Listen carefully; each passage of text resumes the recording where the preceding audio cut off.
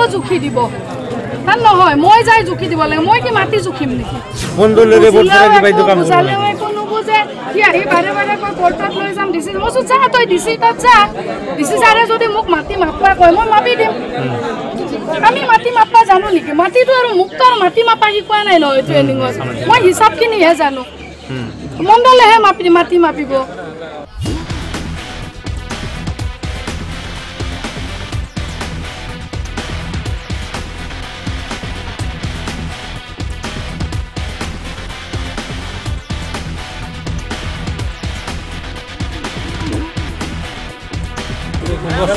না এই লোকটা অল্প দেওয়া লাগছিল সবাই মিলে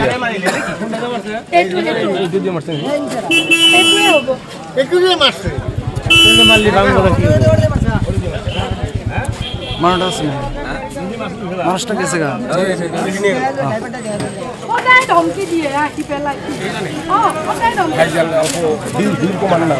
মই ৰঞ্জুমণি দত্ত মই বৰ্তমান আথানি চক্ৰৰ চক্ৰ বিষয়া ধুবুৰী জিলাত মই অফিচৰ ষ্টাফবিলাকৰ লগত এখন মিটিঙত আছিলোঁ তেনেতে 12মান বজাত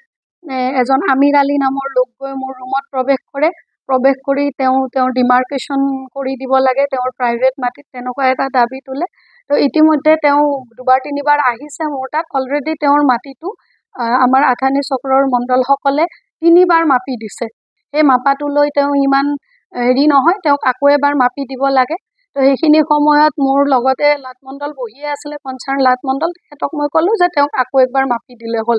তাৰপিছত তেওঁ নামানে তেওঁ উগ্ৰমূৰ্তি ধাৰণ কৰিছে তেওঁ কয় আপুনি আজি গৈ মোৰ মাটিটো মাপি দিবই লাগিব আপুনি যদি আজি গৈ মোৰ মাটিটো মাপি নিদিয়ে তেতিয়াহ'লে মই আপোনাৰ গাড়ীটো ভাঙি দিম মোৰ অফিচ ৰুমৰ চেম্বাৰতে মোৰ ষ্টাফৰ সন্মুখতে তেওঁ কৈছে যে আপুনি যদি আজি মোৰ লগত গৈ মোৰ মাটি মাপি নিদিয়ে তেতিয়াহ'লে মই আপোনাৰ গাড়ীটো ভাঙি দিম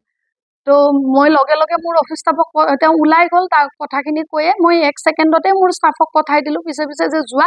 গাড়ীখনৰ কিবা অনিষ্ট কৰিব পাৰে তো তেওঁ গৈয়ে নাপালে ইতিমধ্যে তেওঁ গাড়ীত শিলগুটিৰে আঘাত কৰি মোৰ ফ্ৰণ্টৰ গ্লাছখন গাড়ীখনৰ গোটেই ভাঙি দিছে